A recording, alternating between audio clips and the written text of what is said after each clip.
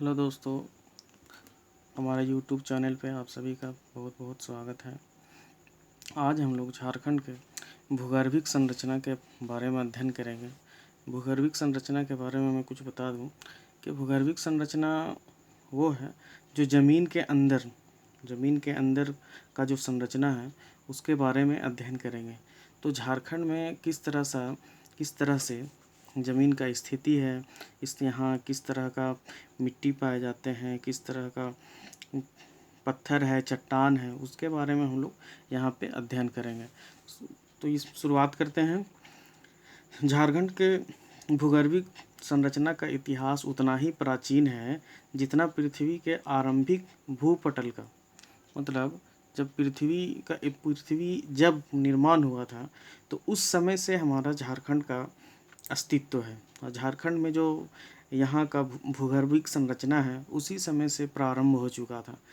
उसके बाद है झारखंड राज्य की भूगर्भिक संरचना में प्राचीनतम आर्कियन कालीन चट्टाने से लेकर नवीनतम चतुर्थ कल्पकालीन जलोढ़ निक्षेप तक पाए जाते हैं। मतलब यहाँ पर पुराने नए दोनों प्रकार के चट्टानों का निर्माण हुआ है। उसके बाद है कि झारखंड में निम्नलिखित वर्गों के चट्टानों पाई जाती हैं, जिसमें है पहला है आर्कियन क्रम, दूसरा है विंध्यन क्रम, तीसरा है कार्बोनीफेरस क्रम, चौथा है गोंडवाना क्रम, पांचवा है सीनोजोइक क्रम, फिर है छठा और लास्ट है नवीनतम जलोढ़ निक्षेप।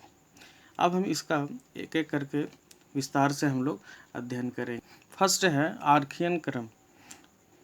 आर्कियन क्रम जो है इसे झारखंड का पैतृक चट्टान कहा जाता है, क्योंकि आर्कियन क्रम के चट्टाने झारखंड में मोस्टली पाए जाते हैं, जो झारखंड के लगभग 90% क्षेत्र में पाया जाता है। ये चट्टाने जो है मोस्टली झारखंड के पूरे झारखंड में पाया जाता है। मतलब ये 90% घेरे हुए हैं दोस्तों। तो इसका मतलब है कि बहुत बड़ा विस्तार क्षेत्र में ये पाया जाता है। यह आर्थिक दृष्टि से बहुत महत्वपूर्ण है, क्योंकि इसमें प्रचुर मात्रा में खनिज मिलते हैं। अब जान रहे होंगे हमारे यहाँ टाटा स्टील है, बोकारो स्टील है, तो इन सबको खनिज जो है पर्याप्त मात्रा में झारखंड से ही उपलब्ध हो पा रहा है। तो झारखंड से उपलब्ध होने का मुख्य कारण क्या है? क्योंकि यह बहुत महत्वपूर्ण, क्योंकि इसमें प्रचुर मात्रा में खनिज मिलते हैं। तो खनिज मिलते हैं तो यहाँ ये संसाधन को पूर्ण करता है। फिर है कि आर्कियन चट्टानों में जीवाश्म नहीं पाया जाता है। तो आर्कियन के चट्टान में जीवाश्म नहीं पाया जाता है क्योंकि खनिज में जीवाश्म नहीं होता है। आर्कियन चट्टानों के अपरदन एवं निक्षेप से धारवाड़ क्रम की चट्टानों का निर्माण हुआ है। धारवाड़ क्रम एक प्रकार का ये चट्टान है, उसका निर्माण हुआ है। धारवाड़ का नामांकन जो है ना वो कर्नाटक के धारवाड़ जिले के नाम पर हुआ है। कर्नाटक में एक धारवाड़ जिला है, उसी के नाम पर, मतलब वहाँ पे पर्याप्त मात्रा में बहुत ज़्यादा इस तरह के जो चट्टाने धारवाड़ चट्टाने हैं, जिसके वजह से वो जो चट्टान का जो प्रकार है उसी चट्टान के प्रकार के वजह से हमारे झारखंड में जो चट्टान है उनका भी नामांकन धारवाड़ किया गया है। अगला है विंध्यन श्रेणी के चट्टाने। विंध्यन श्रेणी के चट्टाने, इसमें क्या है कि बलुआ पत्थर, ये जो चट्टान है वो चट्टान का जो स्वरूप है वो बलुआ पत्थर और चूना पत्थर पाया जाता है। विंध्यन श्रेणी का जो चट्टान है वो भुरभुरा होता है और इसमें चूना पत्थर पाया जाता है। दूसरी पॉइंट है कि यह चट्टान गढ़वा जिले के उत्तरी भाग में है और साथ साथ सोन नदी क्षेत्र में पाए जाते हैं। अब सोन नदी क्षेत्र जो है वो गढ़वा जिला में ही बहता है। आगे के क्लासेस में हम लोग विस्तार से चर्चा करेंगे कि सोन नदी किस जिला में कहाँ से उसका उद्गम है, उसके बारे में चर्चा करेंगे। यह श्रेणी दक्षिण भारत के कडप्पा क्रम के चट्टानों से विकास हुआ है। आगे का है गोंडवाना श्रेणी के चट्टाने। गोंडवाना श्रेणी के चट्टान, गोंडवाना क्रम क्या है कि पार्मियन तथा जुरासिक काल के बीच का गोंडवाना काल कहा जाता है। ये बहुत पुराना है, इसको समझने के लिए हम लोगों को डीपली स्टडी के रिक्वायरमेंट है कि पार्मियन जुरासिक काल क्या है। ये बहुत पहले के ये है कि जब डायनासोर जब यहाँ रहा करते थे, ज़मीन पर थे, उस समय में इनका निर्माण हो चुका था। तो उसी जो टाइम पीरियड है उसी के बीच को गोंडवाना काल कहा जाता है। अभी जो गोंडवाना काल को कोयला युग के नाम से जाना जाता है, क्योंकि उसी समय से ज़मीन के अंदर दबे, फिर धीरे धीरे ये फॉसिल फ्यूल में चेंज होते होते फिर कोयला का निर्माण हुआ। ये क्या है कि आर्थिक दृष्टि से ये काफ़ी महत्वपूर्ण है। झारखंड के प्रमुख कोयला निक्षेपों का निर्माण जो है इसी श्रेणी चट्टानों से हुआ, श्रेणी के चट्टानों से हुआ है। ज़्यादातर जो चट्टानें हैं हमारे यहाँ कोयला झरिया है, धनबाद है, चतरा है, इन सब में जो कोयला जो पाया जाता है वो गोंडवाना क्रम के चट्टानों में ही है। मोस्टली हमारे यहाँ जो कोयला इसी क्षेत्र से निकाला जाता है। फिर है कि दामोदर घाटी की तलछट से बने इस चट्टानों में बलुआ पत्थर व कोयले के परतें होती है। कोयले के परत और बलुआ पत्थर दोनों हैं दामोदर घाटी के तलछट क्षेत्र, मतलब दामोदर के किनारे वाले जो क्षेत्र हैं उन सब के बारे में चर्चा है। फिर है आगे का चौथा जो पॉइंट है, वो जो चट्टान का प्रकार है वो है सिनोजोइक क्रम, जिसको राजमहल ट्रैप और दक्कन लावा की चट्टानें मतलब इसमें पाए जाते हैं, इसीलिए दोनों को एक साथ कंबाइंड करके बताया जा रहा है। इसमें क्या है कि हिमालय के निर्माण के पहले संपूर्ण छोटा नागपुर पठार का अपर्दन क्रिया के द्वारा संप्राय मैदान की स्थिति में आ गया था। मतलब हम लोग तो जानते हैं कि हिमालय जो है सो नवीन चट्टान है, मतलब नवीन पहाड़ है। हिमालय के निर्माण से पहले हमारे झारखंड में संपूर्ण छोटा नागपुर का जो पठार है वो अपर्दन क्रिया के द्वारा, मतलब ये अपर्दन क्या होता है, वो धूप पत्थर पे गर्म होता है, ठंडा होना, फिर हवा के जरिए टूटना, तो यही अपर्दन होता है। और अपर्दन के जरिए ही वो मिट्टी का निर्माण होता है, बालू का निर्माण होता है, और उसी के वजह से उसके द्वारा ही संप्राय मैदान की स्थिति में आ गया। मतलब ये जो राजमहल ट्राइब का निर्माण हुआ, ये पहले बहुत बड़ा पहाड़ चट्टानिक रूप हुआ करता था, लेकिन धीरे धीरे अपक्षय होने के साथ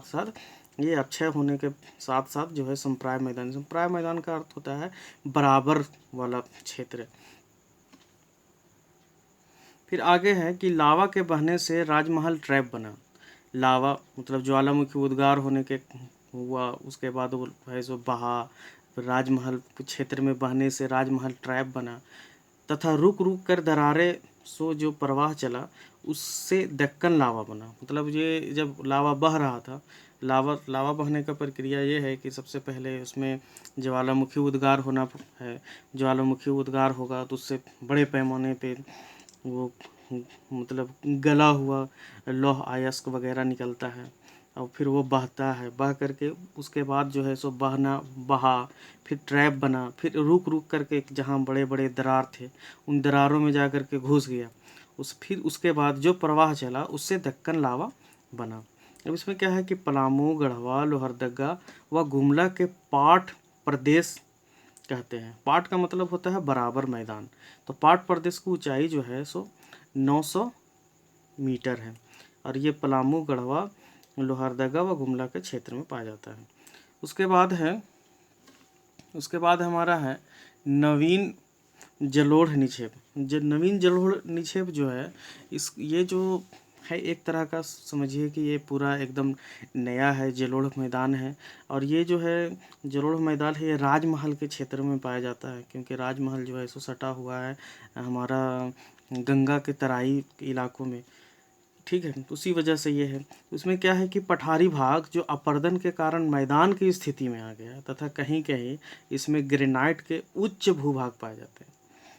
अभी क्या हुआ कि पठारी भाग था, तो पठारी ऊंचा नीचा भाग जो अपर्दन के कारण, मतलब अपर्दन हुआ धीरे धीरे, तो पत्थर टूट करके बालू मिट्टी का निर्माण हुआ, उसके कारण से मैदान की स्थिति में आ गया, तथा कहीं कहीं इससे ग्रेनाइट के उच्च भूभाग पाए जाते हैं।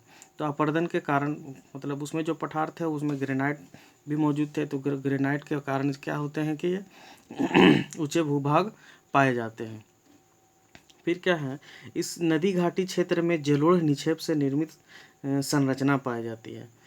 इस नदी घाटी क्षेत्रों में, मतलब यहाँ नदी घाटी का जो क्षेत्र है गंगा का तराई का इलाका है उसके वजह से होता है, उसके बारे में चर्चा की जाए। जलोढ़ निक्षेप से निर्मित संरचना पाई जाती है। फिर उसमें क्या है कि नवीनतम जलोढ़ निक्षेप मुख्यतः राजमहल के पूर्वी भाग, सोन घाटी, स्वर्ण रेखा के निचली घाटी आदि में पाया जाता है। तो ये था आज का हम लोग पढ़ रहे थे भूगर्भिक संरचना। अब भूगर्भिक संरचना में मोस्टली इसी से संबंधित क्वेश्चन आते हैं। अब इसमें ये पूछा ये जाता है कि खनिज किस में मिलता है, खनिज किस क्रम के चट्टान में मिलता है, ये क्वेश्चन इस तरह से पूछा जाता है। फिर है दूसरा पूछा जाता है कि कोयला का निक्षेप है किस क्रम के चट्टान में है, उसमें दिया जाएगा गोंडवाना श्रेणी है, आर्कियन है, विंध्यन है, इस तरह के। फिर धारवाड़ श्रेणी क्या है, धारवाड़ का निर्माण कैसे हुआ, विंध्य श्रेणी क्या है,